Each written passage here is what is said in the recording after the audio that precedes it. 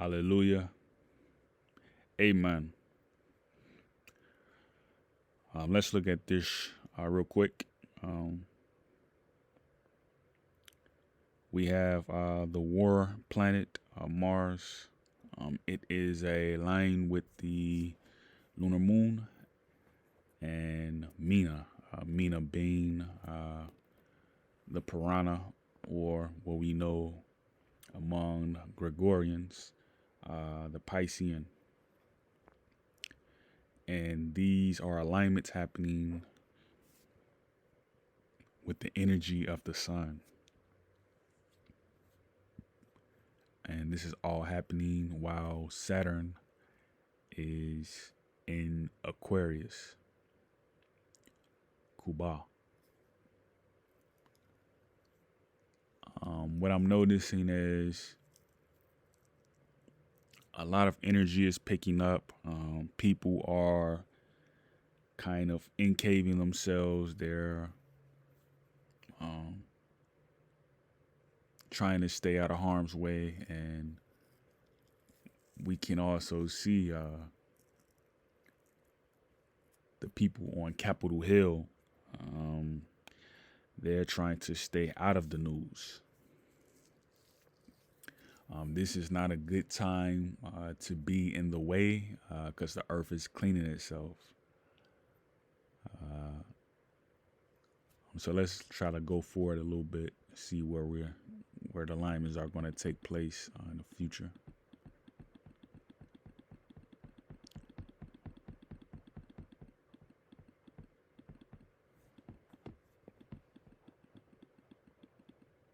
All right.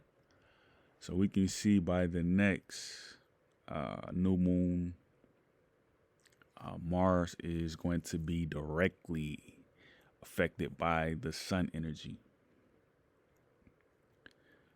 So that means people are going to be feeling away as these planets make their way around to the different um,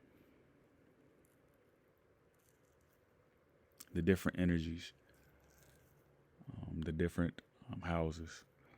So they're making their way around right now, and we can see we're going to have Saturn still in Aquarius. We're going to have Mars kind of heading his way over to Sagittarius. So we need to be very poignant about the different energies that we align with as far as our attitudes. We need to be very careful about what we give our attention to. I feel very bad for people who have to be in the competitive spirit as far as being pungent and being very adept to those who have to work 9 to 5 jobs. That's something that we are supposed to be kind of shying from, getting away from, as far as being in this Aquarius age. Because we're in the age right now where everything is going to be autonomous. Robots are going to be taking over. So we can pretty much be guiding the robots. We are not supposed to be doing manual labor in the Aquarius age. And obviously, as I said, Europeans, they're here to block trade. So as long as they can have us working on jobs, they're going to make sure that stays in place. And I wanted to touch on like how we see wealth and how we see riches and how we see money and how we see creditor and how we see debt. When you see like a person that's being highly touted coming out of college or coming out of high school into the pros, whether they be football, baseball, basketball, we have to take note that the biggest contract you can sign, I'm a person that follows basketball, or I can say used to follow basketball. I kind of fell out of love with basketball after about 2012, 2013, but I continued to play it. But basketball is something that it's kind of fell off over the years. Starting around like 2016, 2017, it kind of fell off. Uh, the players aren't as good as they were prior to 2011. Um, the upside of players aren't there. It's kind of the professional leagues have kind of become like a stage for like an introduction of like international players that play like European style of basketball. Nothing against that, but I'm more of a player, who kind of like to watch um, the pantheons compete, like the Baron Davises, the Ray Allens, um, the Travis Outlaws, the Stromile Swifts, um, the LaMarcus Arches, the Al Jeffersons. Those are the type of players that I like to watch play, but highly skilled with, upside and a side of talent. That's the players I like to watch. But this is the thing that I want to talk about. Going into this autonomy, deeper into this autonomy age, um, where we're dealing with self determination. The idea that we're going to be signing checks. Um, as you can see, there's a lot of talent out there, but by choice, a lot of people are choosing not to go the route of playing domestically in the leagues such as the NFL, NBA, MLB, um, and also there's also been like a uh, extra extradite extradition of players where they're not being able to play in the leagues because they're not being offered the opportunities, even though that they're up to talent and up to par to compete. So a lot of them are choosing to go overseas and play for a pretty penny. But the idea that players are going to be putting themselves in situations where they're going to be sitting at a table and being offered up a salary and being offered up a contract, that way of thinking is going out the window. A lot of people are becoming industrious, and that is good. A lot of people are starting to create family business, and this is something that we need to see because, again, that is good. When we look at how things have been ran in the last 50 years, as far as players signing contracts under servitude, highly paid players, and having to do info runs as far as um, keeping their respects high and making sure that they don't mess up the company's name and the organization's name and press runs. That way of thinking is going out the window. As you can see, like during Tiger Woods' generation, um, the idea that you had um, the idea that you had a person who would sign a contract and they'll get so much riches and it would only last for like 2 generations, and you'll hear about somebody's son or grandson getting into trouble or getting like a pattern of bad luck will just follow the descendancy of a person who was well established. All right. It's sort of like the gift and a curse. That's something that we're going to see go out the window. Like, we're not going to see that type of bad or sorrow news in our faces. Like we're not going to see that anymore. The thing that I've noticed is that when you see someone sign a contract that's worth like 50 million or 100 million or 150 million, you got to think like there's only so much they can do with that money. Um, because that generational um, accruance of debt, that type of generated income, that athlete or that prominent of person, that prominent of skill is only going to be able to sever his son, his daughter, and his son and his daughter's daughter.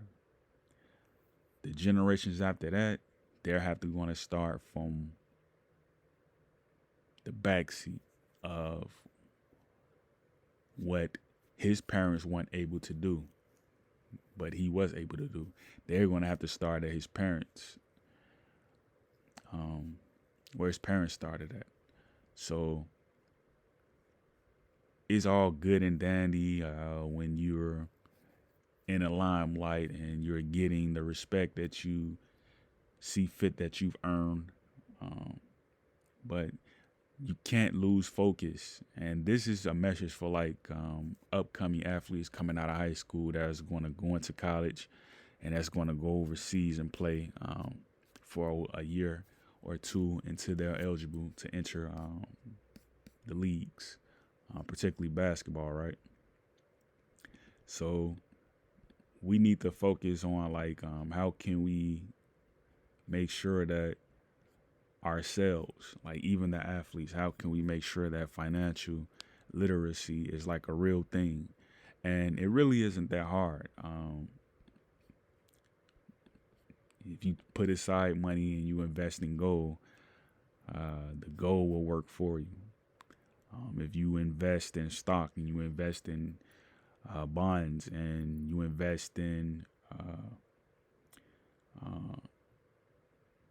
equivalencies, these are things that can work on your behalf.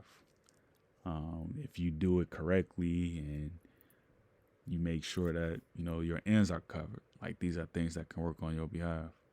But I think we're all going to be hit hard at some time, because when you look at money as we see it today, like copper, it's not real copper, the penny.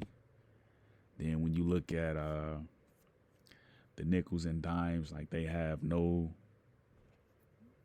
precious metal in it, no precious grains in it. It's just like a metal that's not valued. Whether you talk about zinc or it being copper, or even when you talk about the Federal Reserve note, like it just being a piece of paper, like it's not backed by anything. I mean, if you tear a $100 bill, like the best you can do is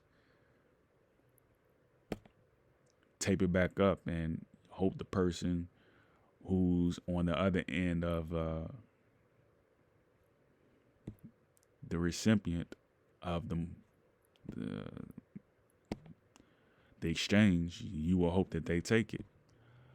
Because if they don't take it, then you will have to go elsewhere until you find a good pattern of luck. But I mean, it's been this way for a long time, but I just wanted to touch on that and bring that to light, that this energy right here with Mars and Ceres and Haumea,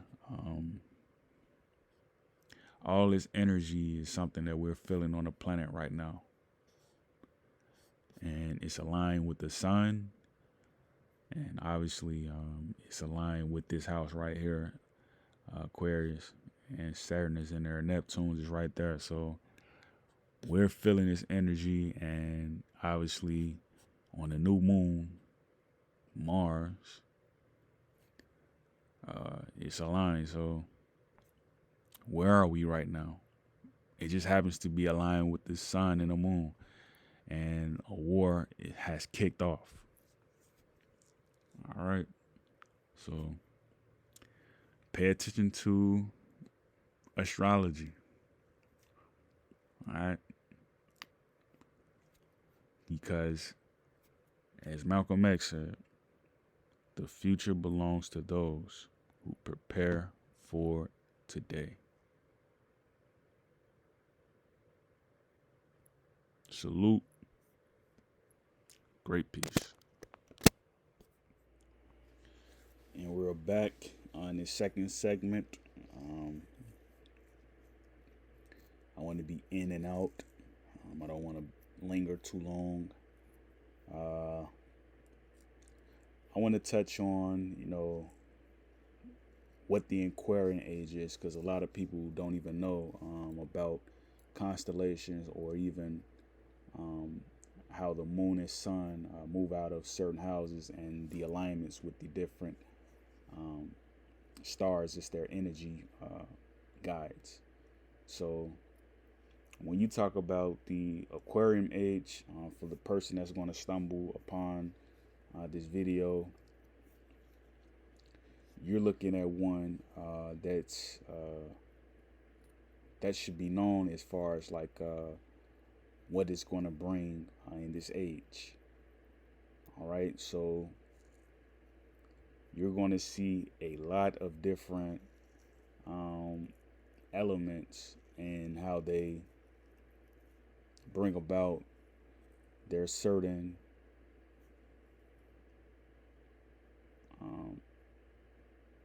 zodiac understandings. So when we look at the Aquarian age, right, we're talking about if you have a complete and just complete zero education and farming or anything like that, the way your progeny knew how, as far as like taking care of cattle, making sure the hen house was clean, making sure the hog was slaughtered on time, making sure the land was pretty much protected from any oncoming or predicted attacks, whether that be by two-legged creatures with a brain, two hands with prints, or whether that be by a wild, untamed animal that was four-legged. We're in an age right now where you're supposed to be able to pick a seed off the ground, sit it in water, and basically watch it blossom and produce its heirlooms. We're in the age where you're supposed to take a ripe seed out of a fruit, being that seeds do exist in fruits. You're supposed to be able to throw it on fertile soil, because the soil is not engineered to be barren. It's supposed to be engineered to be fertile. You're supposed to be able to take the seed out of the fruit, throw it on the ground, come back a day later, and see a tree that is ages along, as far as it being ready to blossom. You're supposed to see those things. We're also in the age where you're supposed to put out a call and have a bird of either species. You're supposed to see a bird come to your destination and be able to assist you on whatever you needed to assist, as long as you're operating in peace, because we're in the age of peace right now. And obviously, we're not seeing a lot of things that we're supposed to be seeing. All right. So if we're in the elements of air, we're supposed to be able to go beyond the clouds. We're supposed to be able to travel outside of Earth. And if you're one who believes in reincarnation, you should know that anything that is fixed, um, and obviously you're being a water bearer, you're supposed to be able to come to the realization that you're going to be here long enough to see that spaceships be reintroduced, and you're supposed to be able to get on those spaceships and be able to travel calendars outside of the planet that you're currently in. So that's the age we're in. This idea that we're since 2013, 2012, we've been in the Aquarium age. The idea that we're going to be putting gas in our tanks 10 years from now is a completely misnomer. We're past that. I'm sure somewhere, because again, we have systems where that's already advanced, where we can basically collect water out of thin air. So the idea that we can actually, put water into a tank and use it as a form of clean energy, that is a thing.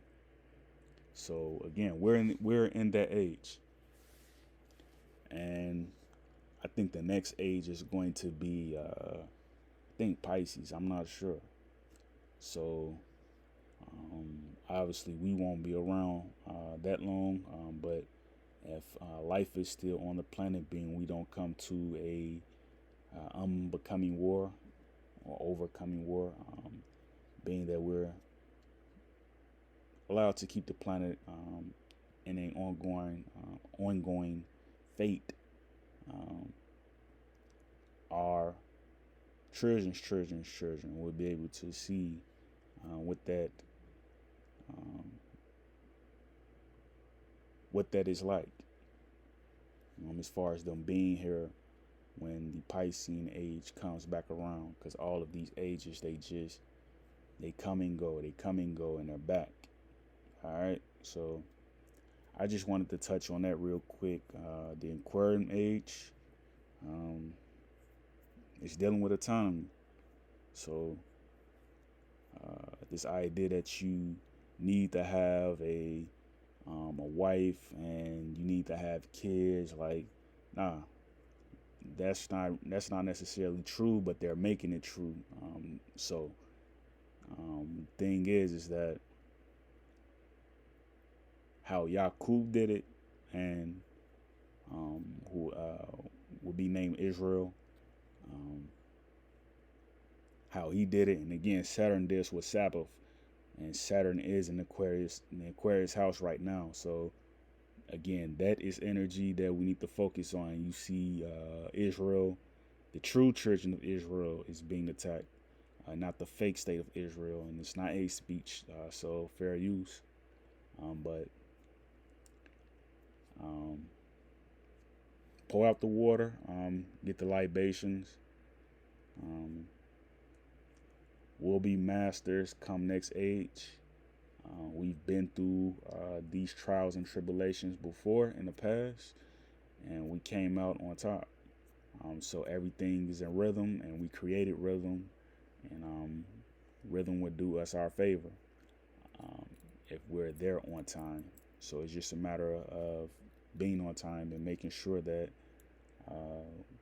we're in harmony with the planets. Because if we're not in harmony with the planets, the stars won't shine correctly. So, and again, no harm done. And again, that's where we're at right now. So we need to make sure we're up to task. All right, so.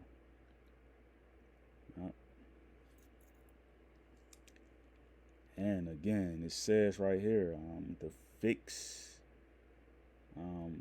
body is the Saturn planet with Aquarius. All right. And so take that into account. If you didn't learn anything else, make sure you do your follow-up studies on your own time and use your own thought system, and try to inform someone else what you found out, because we all our energies complement each other. So we need to make sure that we put everything into one bottle and come up with a good concoction. So on that note, have a great winter and enjoy the fall. Great peace.